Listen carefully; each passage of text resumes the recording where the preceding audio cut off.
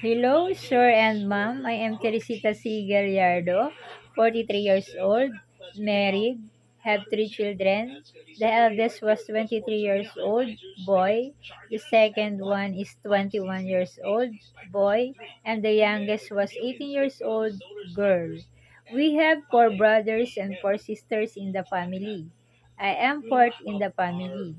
I have work experience in Hong Kong within 2 years. My main duties is to taking care of the newborn baby.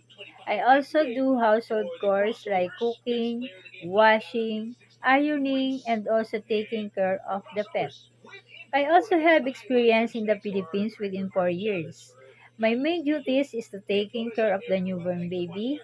I'll do my household chores like cooking, washing, and ironing. I am responsible, honest, and hardworking. If you will hire me, I promise you to serve you better and doing my best to do my tasks and duties. Thank you for choosing me and God bless.